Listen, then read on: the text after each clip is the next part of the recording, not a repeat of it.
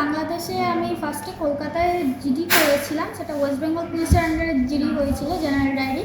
এবার যেহেতু মোবাইলটা বাইরের দেশে চলে গেছে, সুতরাং বাইরের পুলিশের হস্তক্ষেপ অনিবার্য ছিল। তো বাংলাদেশের চট্টগ্রাম এলাকায় যেটা হারিয়েছে আমার, চট্টগ্রাম থানা, চট্টগ্রাম মেট্রোপলিটন পুলিশের কাছে আমি ওটা আবেদন করি, অনেক কষ্ট করে নাম্বার জোগাড় করে ওখানে কন্ট্যাক্ট করি আমি।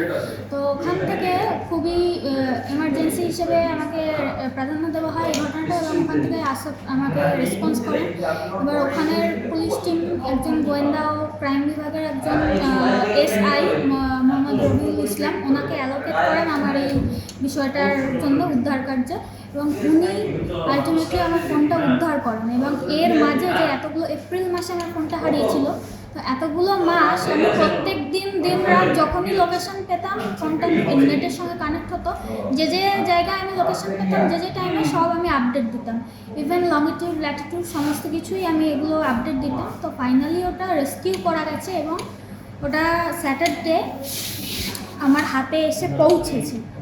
তো আমি বাংলাদেশ পুলিশের কাছে প্রচুরই কৃতজ্ঞ, এবং তাদের গোয়েন্দা বিভাগ অসাধারণ। আর এর সঙ্গে একটা বড় চক্র জড়িত আছে, যেখানে হচ্ছে গিয়ে বাংলাদেশ, ভারত এবং নিয়ারবাই যে সমস্ত কান্ট্রিগুলো আছে, যেমন বাস বা ট্রেনে করে ইজিলি ট্রান্সপোর্ট করা যায়, ভারত, বাংলাদেশ, ভুটান, নেপাল, এইরকম সমস্ত জায়গা থেকে বিভিন্ন আইফোন ও স্যামসাং জাতীয় দামি ফোনগুলো ওরা কালেক্ট করে, ছিনতাই করে, চুরি করে ওরা একজনের কাছে জমা করছে, এবং সেখান থেকে বর্ডারে 200-300 টাকার বিনিময়ে তারা বর্ডার ক্রস করে অন্য দেশে ফোনটাকে পুরো রিসেট করে সেটাকে বিক্রি করে দিচ্ছে।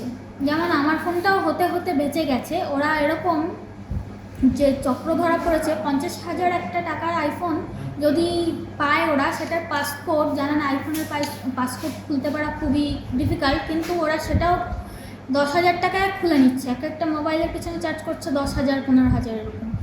তো খুলে নিয়ে ওরা সেটাকে আরও চড়া দামে বিক্রি করছে। তো এরকম বহু মোবাইল ফোন ওদের কাছে এখনও আছে। ভারত, বাংলাদেশ এই সমস্ত জায়গা থেকে দুই পক্ষেরই মোস্ট প্রবাবলি জড়িত আছে চক্র।